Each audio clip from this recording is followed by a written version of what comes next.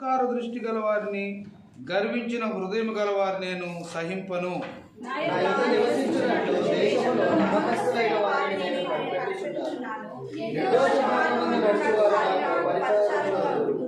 మోసము చేయవాడు నా ఇంట నివసింపరాదు, అబద్ధములాడువాడు నా కన్నుల ఎదుట నిలవడు.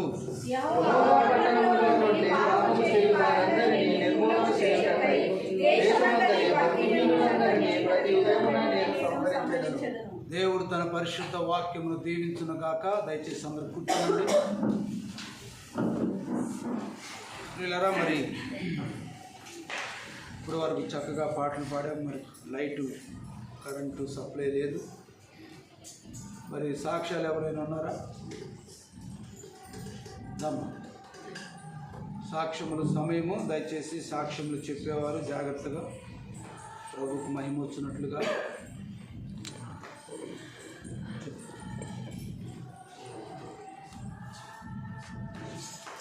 దేవునికి వందనాలు. మీ అందరికీ నా వందనాలు. అయ్యగారు అమ్మగారికి కూడా నా వందనాలు చెల్లించుకుంటున్నాను.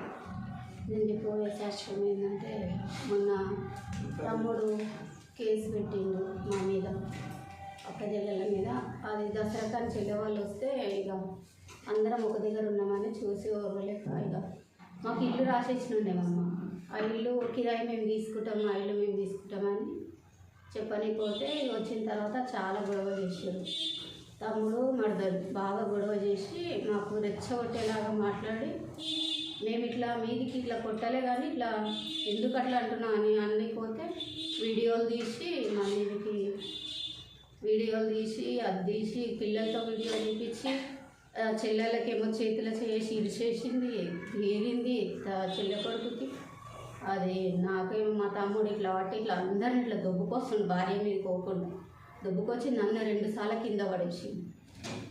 ఆ తర్వాత మా అమ్మ పోతే మా అమ్మని నూకి పడేసింది. మా అమ్మ కింద పడితే అసలు పనికి రాకుండా అయిపోయింది.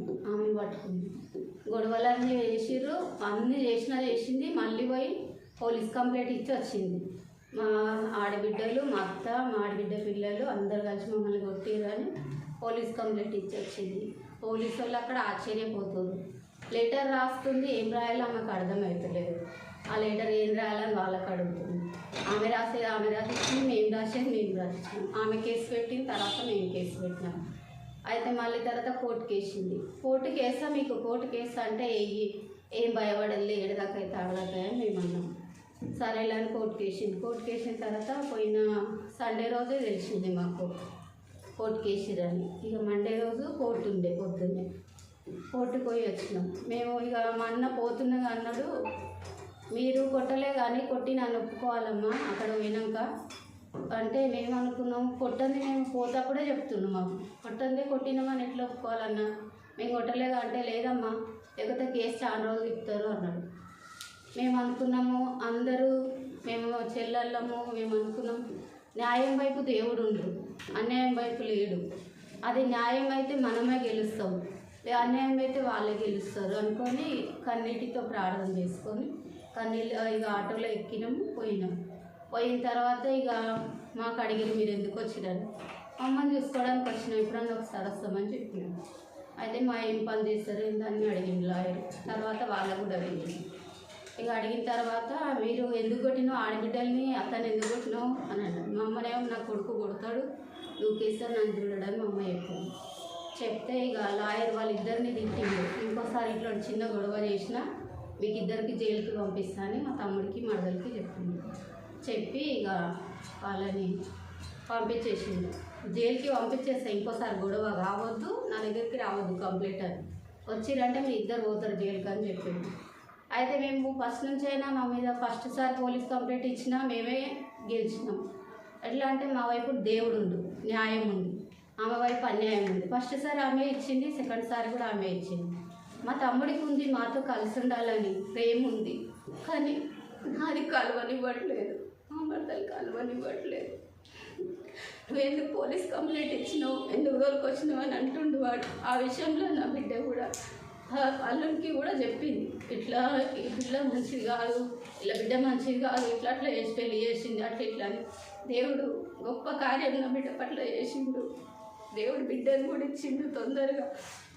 నా బిడ్డ కోసం, నా కొడుకు కోసం, నా బిడ్డ కొడుకు పెడితే ప్రార్థన చేయకున్నాడు అసలు లేదండి. నేను మన సంఘం అంతా ఆ బిడ్డ కోసం ప్రార్థన చేయాలని, ఉద్యోగంలో స్థిరపరచాలని 1 నెల రోజులే పోయి ఇంట్లో కూర్చున్నాడు. మరి ఎందు విషయంలో నాకు తెలియదు. మన సంఘానికి అందరికీ నేను చెప్పుకోవాలి. నేను ఏ విషయంలో చెప్పుకుంటాను. అందరూ నా కుటుంబం కోసం ప్రార్థన చేయమని కోరుకుంటున్నాను. దేవుడు న్యాయం వైపే ఉన్నాడు, న్యాయం మాకు చేసిండు. ఆ ఇల్లు విషయంలో కూడా న్యాయం చేయాలని అమ్మకేమో ఇక్కడ చెయ్యి బొక్క జరిగింది. నిన్న పట్టి కట్టించుకొచ్చిన కింద పడిందామే. అమ్మ కోసం కూడా ప్రార్థన చేయమన్నా, బిడ్డ కోసం, నా కుటుంబం కోసం ప్రార్థన చేయాలి. సంఘస్థులు అందరినీ కోరుకుంటున్నా. పెళ్ళిలో కూడా ప్రశాంతంగా లేము. అక్క కొడుకు పెళ్ళి ఉంటే అందరం కలిసి పోవాలి, అందరం మంచిగా ఉండాలనుకున్నాం. తెల్లారే పండుగ 2 రోజులకే గొడవ చేసింది. ఏడ మంగళ నిమ్మలంగా ఉండనియలే. పెళ్లి రోజు అల్లుడు బిడ్డ ఒకటే గొడవ అంట పొద్దున్న నుంచి. ఇక చిన్నగా గొడవలు స్టార్ట్ అయినాయి. బిడ్డ ప్రార్థన దేవుడు ఆలకించాలి. నా భర్త చాలా మారిండు. విగ్రహాలు నాకు ఆడిపోతుండే, అప్పుడు విగ్రహాలను తీసుకుపోతుంటే మట్టి విగ్రహాలకి ఏం పూజలు చేస్తారు, వేస్ట్, పైసంతా ఖర్చు చేస్తారు. అప్పుడు అన్నం తింటుండే. నేను అన్నం తినను, పోతలేనే అక్కడ అంటుండు. దేవుడు తను చాలా మార్చిండు. తనకి ఏ ప్రాబ్లం వచ్చినా నాకు ఇట్లా అవుతుందంటే ఏం కాదు, దేవుడు ఉన్నాడు కదా, మనకి ఏం కాదంటే ప్రేరాయిలు ఆయన చేతులు వేసుకొని దేవుని మొరపెట్టుకొని రుద్దుకుంటుడు కాళ్ళకి చేతులకు. దేవుడు తనను కూడా ఎంతగా మార్చిండు. తనకు కూడా తీసుకురామన్న కుటుంబం మారాలని నేను కూడా ప్రార్థిస్తున్నాను. నా కుటుంబం కోసం అందరినీ ప్రార్థన చేయమని వేడుకుంటున్నాను. ఈ చిన్న సాక్ష్యాలు దేవుడు దీవించి ఆశీర్వదించును గాక. ఆమేన్.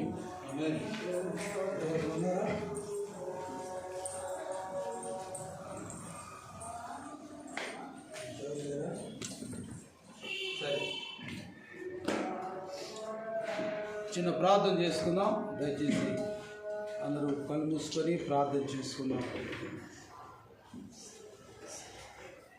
దేవుడు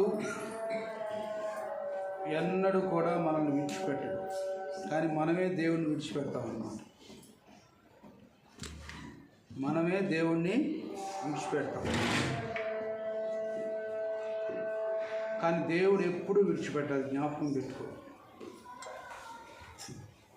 మహాపరిశుద్ధుడా, గొప్ప దేవా, మీ పాదాలకు వందనాలు ప్రభా.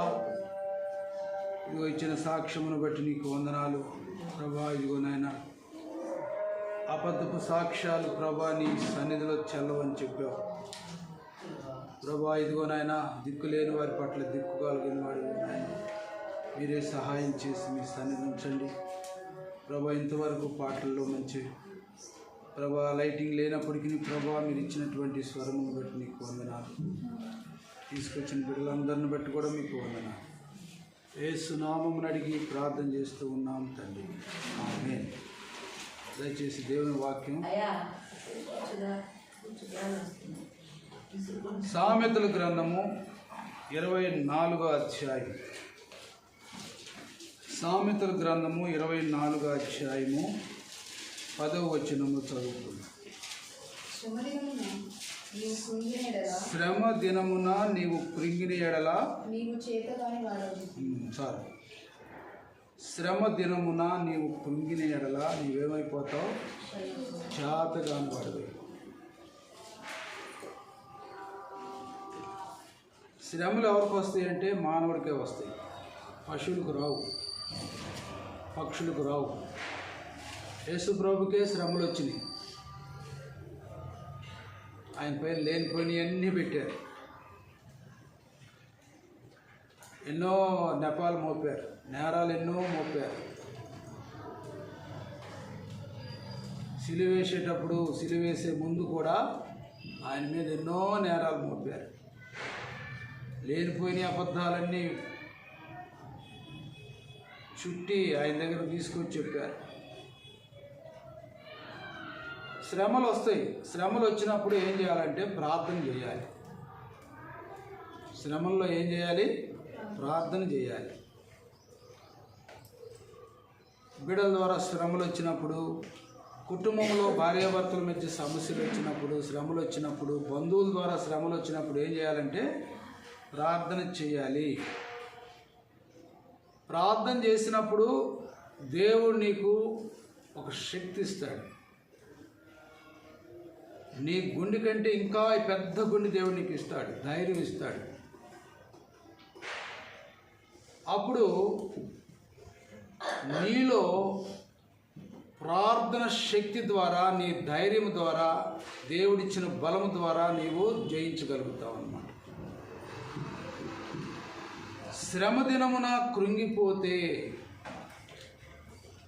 కష్టాల్లో కృంగిపోతే, వ్యాధులు వచ్చినప్పుడు కృంగిపోతే, డబ్బు లేనప్పుడు కృంగిపోతే, పొరుగు పోయినప్పుడు కృంగిపోతే, పొరుగు పోయి దేవుడు యేసు ప్రభువునే అవమానపరిచారు.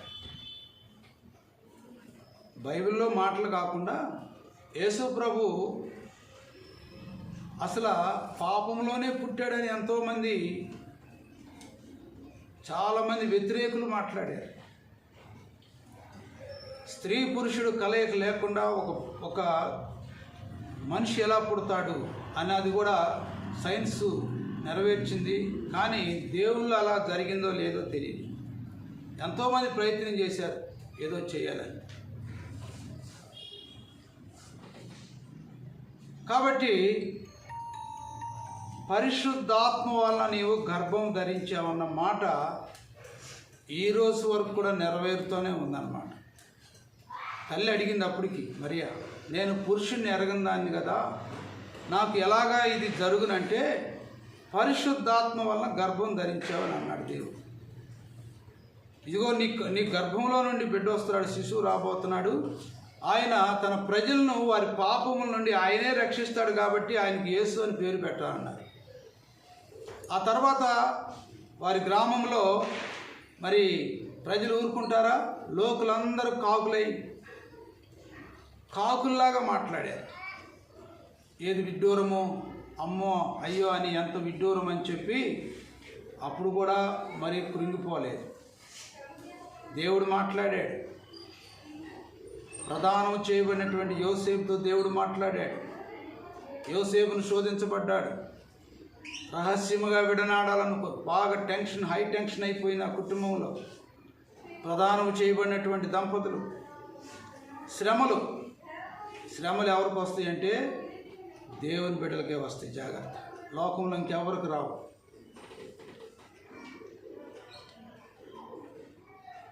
శ్రమ వచ్చినప్పుడు దేవుడు ఏమంటున్నాడంటే నువ్వు భరించగలిగినంత వరకే నీ మీద పెడతాడు. నువ్వు మోయగలిగినంత భారమే నీ మీద పెడతాడు. నువ్వు మోయలేని దాన్ని ఆయన మీ దగ్గరికి తీసుకురాడు, నీకు పెట్టడు కూడా ఆయన. ఎందుకంటే మన శ్రమలన్నీ కూడా, మన కష్టములన్నీ కూడా, మన బాధ సాధకాలన్నీ కూడా ఆయన సిలువలో మోసాడు. సిలువలో మోసి సిలువ దర్శనం ఇచ్చి, సిలువలో మనకు ప్రత్యక్షత ఇచ్చి మనకు ధైర్యం ఇచ్చాడు ఆయన. కాబట్టి చిన్నదానికి పెద్దదానికి భయపడకూడదు. శ్రమలు వచ్చినాయని, బంధువుల వల్ల శ్రమలు వస్తాయని మీరు బాధపడకూడదు. జయించాలి, ప్రార్థన చేయాలి. బంధువుల వల్ల శ్రమలు వస్తాయి, ఎప్పటి నుంచో చెప్తున్నాను నేను. వివాహాలప్పుడు శ్రమలు వస్తాయి, సావులప్పుడు శ్రమలు వస్తాయి, ఏదైనా హిందువుల ఫంక్షన్స్ అప్పుడు మీకు శ్రమలు వస్తాయి.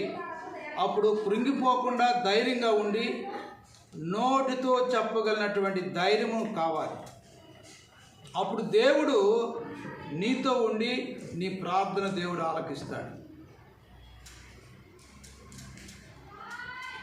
ఇక్కడ దేవుని యొక్క వాక్యములో శ్రమ దినము నువ్వు కృంగిన ఎడల నీవు ఏమైపోతావు? చేతగాని వాడవైపోతావు అన్నాడు. చాలా మంచి సామెత ఇది. శ్రమలెన్నో వస్తాయి అన్నమాట కుటుంబం మీద. ఎంత ఉన్నవాడైనా సరే ప్రభువును వెంబడించే వారికి శ్రమలు వస్తాయి. ఎక్కువగా భక్తిహీనతలో జీవించే వారికి ఇంకా శ్రమలు వస్తాయి. భక్తిహీనతలో, భక్తి లేని జీవితాల్లో జీవించే వారికి ఇంకా శ్రమలు వస్తాయి. జ్ఞాపకం పెట్టుకోండి. అలాంటప్పుడు కూడా ప్రభువుని జ్ఞాపకం చేసుకోండి. ప్రభు, ఈ శ్రమ నాకు ఎందుకు వచ్చింది? ఈ కష్టం నాకు ఎందుకు వచ్చింది? ఈ దుఃఖం నాకు ఎందుకు వస్తుంది? మాటి మాటికి వేదన నాకు ఎందుకు కలుగుతుంది అని ప్రార్థన చేసుకుంటా ఉంటే కొంతైనా దేవుడు నీకు మేలు చేస్తాడు, ధైర్యం ఇస్తాడు. కృంగిపోకుండా చేస్తాడు, బలహీనమైపోకుండా దేవుడు చేస్తాడు. యోసేపు ఐగుప్తులో నుండి ముందుకు సాగుతున్న సమయంలో యోసేపుకి ఎన్నో శ్రమలు వచ్చినాయి. ఎక్కడో కాదు, రాజుగారి ఇంట్లోనే శ్రమలు వచ్చినాయి, రాజుగారి భార్యతోనే శ్రమలు వచ్చినాయి. అప్పుడు ఏమాత్రం కూడా తోమకలేదు, భయపడలేదు. రాజుగారి భార్య చేసింది కాబట్టి ఇంత అవకాశం నాకు ఇంకెప్పుడు రాదనుకోలేదు, అసహించుకున్నాడు అనమాట. అంతే. మనలాగా వాళ్ళు పిలిచారు వీళ్ళు పిలిచారని, లేకపోతే వాళ్ళు రమ్మన్నారు వీళ్ళు రమ్మన్నారని లోబడి వెళ్ళిపోలేదు. చూడండి దేవుని యొక్క వాక్యం ఆదికాండము 39వ అధ్యాయం. ఆదికాండము 39వ అధ్యాయం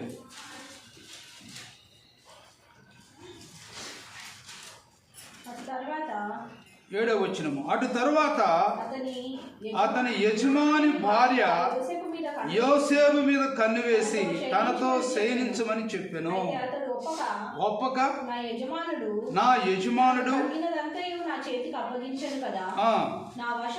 నా వశమున తన ఇంటిలో ఇంటిలో నాకంటే పైవాడు ఎవడునూ లేడు. నీవు అతని భార్యమైనందున నిన్ను తప్ప మరి దేనిని నాకు అప్పగింపక ఉండలేదు. కాబట్టి నేను ఇంత ఘోరమైన కార్యము చేసి దేవునికి విరోధముగా పాపము కట్టుకుంటున్నాను అని తన యజమాని భార్యతో అనేది. చూసారా, దినదినము ఆమె యోసేపుతో మాట్లాడుచుండిన గాని అతడు ఆమెతో క్షయించుటకైనను ఆమెతో నుండుటకైనను ఆమె మాట విన్నవాడు కాడు. చూసారా, అలాగుండాలి. కష్టాలు వచ్చినాయి. రాజుగారి ఇంట్లోనే పరదాలోని 4 గోళ్ల మధ్య జరుగుతుంది. దినదినము ఆయన శోధిస్తూ ఉందంట. అపవాది దినదినము నేదో ఒక శోధనలో తీసుకెళ్తాడు. యేసు ప్రభునే 40 దినాలు ఉపవాసం అయిన తర్వాత ఆయన శోధకుడు వచ్చి శోధించాడు. రాళ్ళు చూపించి రొట్టెలుగా చేసుకోమన్నాడు. ఆకాశం నుండి అది కొండ మీద నుంచి కిందకు దూకమన్నాడు. ఎన్నో శోధనలు, ఎన్నో అవమానాలు, ఎన్నో రకాలైనటువంటి వేదనలు వస్తాయి అన్నమాట. క్రైస్తవ జీవితం అంటే శోధన. శోధన నుండి తప్పించుకోవాలంటే మెళుకుగా ఉండి ప్రార్థన చేయాలి. అది శోధకుడు వస్తాడు, కుటుంబాల్లో బంధువుల మధ్యలో శోధకుడు వస్తాడు. మీరు ప్రార్థనకి వెళ్తుంటే బంధువులు కాసుకొని కూర్చుంటారు, స్నేహితులు కాసుకొని కూర్చుంటారు. అలాంటప్పుడు జ్ఞానంతో మనం ప్రభు సన్నిధిలో ఎదగాలి, జ్ఞానంతో సమాధానం చెప్పాలి, జ్ఞానంతో వారికి మంచిగా చెప్పాలి. అప్పుడు శ్రమల్లో నుంచి తప్పించుకుంటాం అన్నమాట, చిక్కుల్లో నుంచి తప్పించుకుంటాం, బాధల్లో నుంచి తప్పించుకుంటాం. మెళకువగా ఉండి ప్రార్థన చేస్తే దేవుడు నీకు మంచి జ్ఞానం ఇస్తాడు. ఇర్మియా గ్రంథము 15వ అధ్యాయము దేవుని యొక్క వాక్యం చదవండి. ప్రియమైనటువంటి దేవుని బిడ్డలారా, ఎందుకు మీరు అజ్ఞానులుగా ఉంటున్నారు అంటున్నాడు దేవుడు. 15వ అధ్యాయము 19వ వచనం చదవండి. కాబట్టి యెహోవా ఇలాగ సెలవిచ్చుచున్నాడు, ఏంటంటే మీరు నా తట్టు తిరిగిన ఎడల. ఇక్కడ జాగ్రత్తగా ఆలోచించాలి. మీరు ఎవరి తట్టు తిరగాల? దేవుని వైపు తిరగాలి. మీరు నా తట్టు తిరిగిన ఎడల, నా తట్టు తిరిగి ₹1 కోటి నా సన్నిధిలో ఇచ్చిన ఎడల అన్నాడా? ఉందా? మాట రాలేదు. అసలు ఆ కాన్సెప్టే లేదు, ఆ ఉద్దేశమే లేదు. దారి తప్పినటువంటి ఇశ్రాయేలీయుల ప్రజలతో ఇర్మియా అంటున్నాడంటే, మీరు నా తట్టు తిరిగిన ఎడల నీవు నా సన్నిధిని నిలుచున్నట్లు, నీవు నా సన్నిధిలో నిలుచున్నట్లు. నిలవాలి, ఆగండి, నిలవాలి. నిలవలేకపోతే పడిపోతావు. బంధువుల మధ్య నిలవాలంటే నీ నోట్లో మాట ఎలాగ ఉండాలంటే కత్తిలాగా ఉండాలన్నమాట. బతికినంత కాలం లూజుగా ఉండకూడదు. భక్తి నేర్చుకున్న తర్వాత బ్రతికినంత కాలం లూజుగా ఉండకూడదు. వాళ్ళకి ఒకప్పుడు తెలుసో తెలియక లూజ్ అయిపోయావు. వాళ్ళు చెప్పిన మాటలకు లొంగిపోయావు. వాళ్ళు రమ్మన్న చోటకు వెళ్ళావు, వాళ్ళు చేయమని పని చేసావు. కానీ భక్తిలో ఎదిగిన తర్వాత, భక్తిలో స్థిరపడిన తర్వాత, భక్తిలో సీనియారిటీ వచ్చిన తర్వాత నీవు చెప్పినట్లు వాళ్ళు వినాలి. ఈ రోజు వరకు వాళ్ళు చెప్పినట్లు నువ్వు విన్నావు, కానీ నువ్వు చెప్పినట్లు వాళ్ళు వినలేదు. ఏనాడైనా ఒక్కరైనా నీ మందిరానికి తీసుకొచ్చావా? వాళ్ళ పెళ్ళిళ్ళకి వెళ్తారు, వాళ్ళ తద్దినాలకు వెళ్తారు, వాళ్ళ దినాలకు వెళ్తారు, వాళ్ళ సావులకి వెళ్తారు, కానీ వాళ్ళని ఎప్పుడైనా మందిరానికి తీసుకొచ్చారా? గుండె మీద చేసుకుని చెప్పండి. చాలా ఇన్సల్ట్ ఇది, దేవుని నామానికి అవమానం. ఇందాక అమ్మగారు ప్రార్థన చేస్తున్నారు, ప్రభా ఒక్కరినైనా నేను దేవుని సన్నిధి తీసుకొచ్చాను, ఎన్ని రోజులు అవుతుంది. ఎంతమంది స్టూడెంట్స్, కాలేజీ స్టూడెంట్స్ హాస్టల్లో ఉండి చదువుకునేటప్పుడు మేము ఏం చెప్పామంటే, అయ్యా ప్రార్థనకు రా తమ్ముడా, ప్రార్థనకు రా అన్న, ఇదిగో ప్రభువుని మీతో మాట్లాడతాడు, ఇదిగో నా జీవితం ఇలాగా మార్చాడు అన్నప్పుడు వారానికి వచ్చి కనీసం 5 యవనస్తులైనా మా కాలేజీ నుంచి మేము తీసుకుని వెళ్ళేవాళ్ళం మందిరానికి. హాస్టల్ నుంచి కొంతమంది బిడ్డలు వచ్చేవాడు. ఈరోజు వాళ్ళందరూ కూడా దేవుని సేవలో ఉంటున్నారు, మంచి మంచి ఉద్యోగాలు చేసి రిటైర్డ్ అయ్యారు. నువ్వు వాళ్ళు విన్నట్టు నువ్వు విన్నావు, కానీ నువ్వు చెప్పినట్టు వాళ్ళు ఏనాడైనా విన్నారా? మన మందిరంలో ఉన్న వాళ్ళకి నేను మాట్లాడుతున్నాను. ఎవరినైనా ఒక్క ఆత్మనైనా తీసుకొచ్చావా? ఒక్క రక్త సంబంధమైనా దేవుని సన్నిధిలో తీసుకొచ్చి, రోగాలు వచ్చినప్పుడు తీసుకొస్తావు, దయ్యాలు పెట్టినప్పుడు తీసుకొస్తావు, సచ్చేటప్పుడు తీసుకొస్తావు, తీసుకొచ్చి నా ముఖాన్ని పడేస్తారు ప్రార్థన చేయమని. వాళ్ళకి ఏమైనా కృతజ్ఞత ఉందా? ఈ రోజు వరకు ఒరిస్సా నుంచి రాధా తరపున వచ్చినటువంటి దయ్యాలు బాగుపడి ఈ రోజు వరకు నన్ను విడిచిపెట్టలాడు.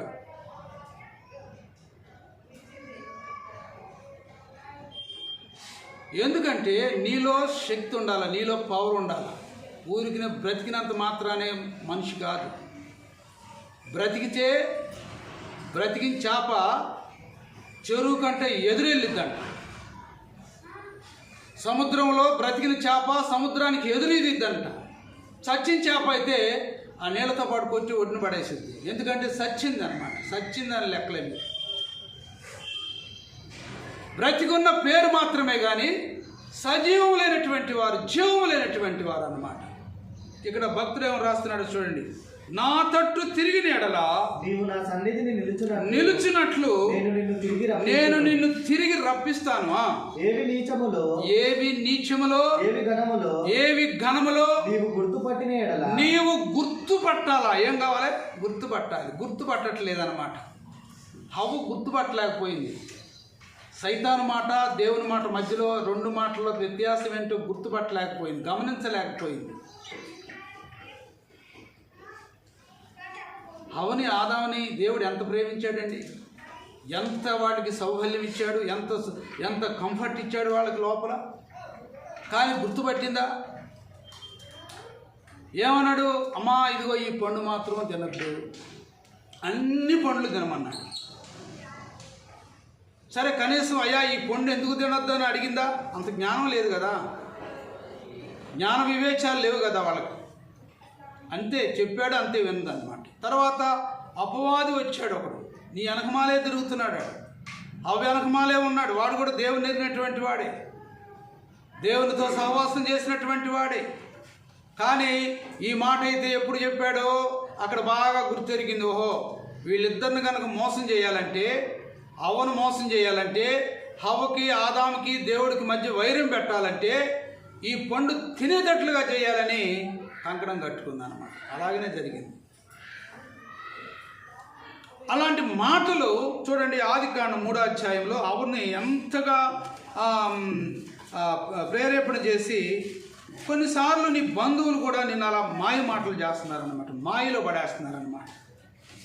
నీ బంధువులు నీ మాయ మాటలో పెట్టి నేను భక్తి నుంచి తొలగించేసేస్తున్నారు, కష్టాలు తీసుకొస్తున్నారు, ఇబ్బందులు తీసుకొస్తున్నారు, శ్రమలు తీసుకొస్తున్నారు, ఏడ్చేటట్లుగా చేస్తున్నారు అన్నమాట. చూడండి దేవుని యొక్క వాక్యంలో 3వ అధ్యాయము, ఆ పండు స్త్రీ ఆ వృక్షము ఆహారమునకు మంచిదనియు కన్నులకు అందమైనదియు వివేకమిచ్చు రమ్యమైనదియు యుండుట చూచినప్పుడు ఆమె దాని ఫలములలో కొన్ని 4వ వచనం చూస్తే అసలు మీరు సావరండి అని చెప్పింది.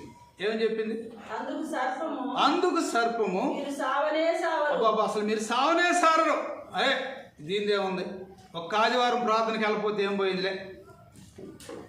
మా వాళ్ళందరూ ప్రార్థనకి వెళ్ళేవాళ్ళే. తెలంగాణలో పెళ్ళిళ్ళకి వెళ్ళే వాళ్ళందరూ ఏమంటారంటే మా వాళ్ళందరూ చర్చికి వెళ్ళేవాళ్ళే. ఒక్క ఆదివారం ప్రార్థనకు రాకపోతే ఏం పోయింది? ఆ మాయలా ఉన్నామన్నమాట. ఆ మాయ మాటలో ఉండాలి మీరు. ఆ మాయ మాటలో ఉన్నంత కాలము సైతాను మీ కుటుంబాల మీద దాడి చేస్తూనే ఉంటాడు. మీరు చేసిన ప్రార్థన ఒక్కడు కూడా అంగీకరించడు దేవుడు. ఎన్నిసార్లు చెప్పినా, ఎన్నిసార్లు వాక్యం ఎత్తి చెప్పినా, ఎన్నిసార్లు చిన్నపిల్లకి చెప్పినా, చిన్నపిల్లడికి చెప్పినా కూడా మీరు అంటలేదు. ఇక సైతాన్ ఏమంటుంది? ఆ పండు తింటే మీరు చావరండి. అసలు గ్యారంటీ ఇస్తుంది అనమాట. ఫిలిప్స్ కంపెనీకి లేని గ్యారంటీ ఇస్తుంది అనమాట. సావు మీద గ్యారంటీ ఇస్తుంది. ఎంత అధికారం ఉందో చూడండి, ఎంత మాయ మాటలో చెబుతుంది చూడండి. మీరు సావరు. ఆ మాటలకి అవం లొంగిపోయింది, ఐస్ అయిపోయింది, కూల్ అయిపోయింది. అబ్బా దేవుడి కంటే ఎంత మాట చెప్పిందిరా. చూడండి, ఎందుకు శ్రమలు వస్తున్నాయి, ఎందుకు కష్టాలు వస్తున్నాయి, ఎందుకు దుఃఖాలు వస్తున్నాయి, ఎందుకు మనం ఎదగలేకపోతున్నాం, ఎందుకు భక్తిలో ఎదగలేకపోతున్నాం, లోకంలో మనుషులందరికంటే ఎందుకు మనం అధికంగా ఎదిగి ఫలించలేకపోతున్నామంటే నువ్వు దేవుని మాటల కంటే సైతాను మాటలే బాగా వింటున్నావు. జాగ్రత్త. దేవుని బిడ్డలకు రహస్యాలు దాచిపెట్టి, దేవుని బిడ్డలకు మర్మములు దాచిపెట్టి సైతాన్ చేతిలో చెప్పి జాలిలో పెట్టి అల్లాడిస్తేస్తుంది అనమాట. అటు ఇటు ఊగిచ్చేసేస్తుంది, జల్లిచ్చేసేస్తుంది అనమాట. కాబట్టి నీవు గుర్తుపట్టేటువంటి స్థాయిలో ఉండాలి. గుర్తుపట్టే స్థాయిలో ఉంటే నీ ఆత్మనేత్రాలు తెరవబడాలి. నీ లోక శరీర సంబంధమైనటువంటి నేత్రాలు అలాగే ఉన్నాయి అన్నమాట. రెండు నేత్రాలతో దేవుని ఆత్మను చూడాలనుకుంటున్నావు, లోకాన్ని కూడా ప్రేమించాలనుకుంటున్నావు. లోకాన్ని ప్రేమించు కాదంటలేదు, బంధువులను ప్రేమించు కాదంటలేదు. బంధువుల దగ్గరికి వెళ్ళు, బంధువులతో ఏదైనా ఉంటే పార్టిసిపేట్ చేసుకో, అన్నదమ్ముల దగ్గరికి వెళ్ళు, అక్క చెల్లెల దగ్గరికి వెళ్ళు. కానీ దేవుని సన్నిధిని విడిచిపెట్టి వెళ్ళకూడదు. దేవుని మాట విడిచిపెట్టి వెళ్ళకూడదు. దేవుని మాట విడిచిపెట్టి హవ్వ పాపం చేసి దేవుడి ఆజ్ఞ అతిక్రమించి భర్తకిచ్చి ఇద్దరు కూడా ఏమైపోయారు? ఏదైనా తోటలో నుంచి త్రోసివేయబడ్డారు. మరలా వచ్చారు ఎప్పటికైనా? శాపం వచ్చేసింది మనందరి మీద. కాబట్టి ఇక్కడ దేవుని యొక్క వాక్యములో ఏవి నీచములో ఏవి ఘనములో నీవు గుర్తుపట్టిన ఎడల నా నోటు వలె ఉంటావు. హల్లెలూయా. ఎవరి వల్ల ఉంటావు? నువ్వు దేవుని నోటిలాగా ఎప్పుడు ఉండలేవు. ఎందుకంటే నీ నోరంతా కూడా, నీ హృదయం అంతా కూడా తిరుగుబాటుతో కూడినమాట. మనసంతా కూడా దేవునికి వ్యతిరేకంగా అనమాట. దేవుని మాట వింటావు, దేవుని వాక్యం చదివినట్టే ఉంటావు, దేవుని సన్నిధిలో కూర్చున్నట్టే ఉంటావు, దేవునితో సహవాసం చేసినట్టే ఉంటావు. కానీ అవలాగా స్లిప్ అయిపోతావు అనమాట, జారిపోతావు అనమాట సమయం వచ్చినప్పుడు. ఏవి నీచములో ఏవి ఘనములో ఏవి తప్పో ఏది ఒప్పో ఏది చెడో ఏది అన్యాయమో ఏది మోసమో అని నువ్వు గుర్తుపట్టట్లేదు ఈ రోజు వరకు కూడా. అందుకనే నీ మీదకి ఎప్పుడు కూడా ఏదో ఒక శోధన, నిద్ర పట్టదు, గలిబిలైపోతూ ఉంటారు. ప్రేమటువంటి దేవుని బిడ్డలారా, చూడండి దేవుని యొక్క వాక్యంలో నోటి వలె ఉంది, వారు నీ తట్టుకు తిరగవలను కానీ నీవు వారు తట్టుకు తిరగకూడదు. ఎప్పుడైనా జరిగిందా నీ జీవితంలో? నీ భక్తి 20 సంవత్సరాల అనుభవంలో ఎప్పుడైనా జరిగిందా? ఈ రోజు వరకు కూడా నువ్వు వాళ్ళ తట్టు తిరిగి వాళ్ళతో ఏకీభవించి జాయ్ జాయ్ అనుకుంటా భక్తి చేస్తున్నావు. కానీ వాళ్ళని ఎప్పుడైనా ఇక్కడికి తీసుకొచ్చావా? వాళ్ళని ఎప్పుడైనా నీ సాక్ష్యం చెప్పావా? దేవుడు నీ కుటుంబంలో జరిగిన అద్భుత కార్యాలు, ఆశ్చర్య కార్యాలు ఎప్పుడైనా నీ బంధువులకు చెప్పావా? సహోదరి సహోదరుడా, ఏమండి, భక్తి చేస్తే చక్కగా చేయాలి. దేవుడికి ప్రేమగా దేవుడు అంగీకరించేటట్లుగా చేయాలి. కానీ ఏదో భక్తి చేసామంటే కుదరదు. అది భక్తి మెచ్చడు దేవుడు. నన్నైనా అంటాడు, గెటౌట్ అంటాడు దేవుడు నన్ను కూడా. నేను చెప్పి బోధకులకే 2 తీర్పు అంటాను. మీకు కాదు, మీకు ఒక వంతే, బోధకులకు 2 తీర్పు.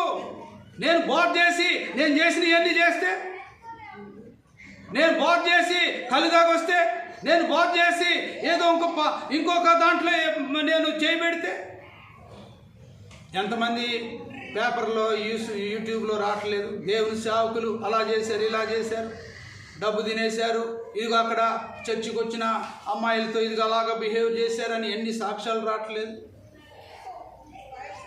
దేవుని వాక్యం ఏం చెబుతుందంటే నీవు గ్రహించే శక్తి కావాలి. ఏవి నీచములో ఏవి ఘనములో. యోసేపు గమనించాడు. ఒక్క పూట కూటి కొరకు తన జ్యేష్ఠత్వాన్ని ఎవరు అమ్ముకుంది? ఏశావు అమ్ముకున్నాడు. ఎర్రగా కనబడుచున్నటువంటి చిక్కుడుకాయలు కూర కావాలన్నాడు. ఆకలి అవుతుందిరా తమ్ముడా అని. సరే తిన్నానా అని అన్నాడా? నీ జ్యేష్ఠత్వకు నాకు ఇస్తే నేను ఈ కూర అది పోతే పోయింది అన్నాడు. తర్వాత ఏమైపోయింది?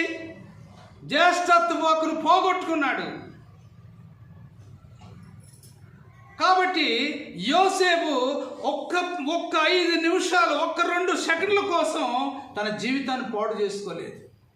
ఏవి నీచములో ఏవి ఘనములో గుర్తెరిగాడు. ఎంత ఘోరమైన దుష్కార్యములు చేసి నేను ఎలాగో. యోబు గ్రంథం 30వ అధ్యాయం 30-37 చూడండి. యోబు అంటాడు, కన్యకను నేను ఎలాగా చూడగలను? ఒకవేళ చూసినట్లయితే పరమనందున దేవుని ఆజ్ఞ ఏమైపోతుంది? యోబు 1వ అధ్యాయంలో ఎంత చక్కని సాక్ష్యం కలిగింది. ఆ సాక్ష్యమును ఆఖరి వరకు కాపాడుకుంటూ వచ్చాడు. నువ్వు దేవుల్లోకి రాకమునుపు నీ సాక్ష్యం ఒక ప్రత్యేకమైంది. నేను నా కన్నులతో నిబంధన చేసుకుంటుని, కన్యకను నేను ఎలాగూ చూడగలను? అలాగు చేసిన ఎడల పరమనందున్న దేవుని ఏమగును. ఏమైనా ఎప్పుడైనా నీకు ఎలాంటి బాధ వచ్చిందా? అయ్యో దేవుని సన్నిధికి వెళ్లకుండా ఈరోజు ఇలా చేస్తే నా దేవుడు నన్ను ఎలాగ చేస్తాడు, దేవుడు నా ఏమంటాడని ఒక్కసారి ఆలోచన కలిగిందా?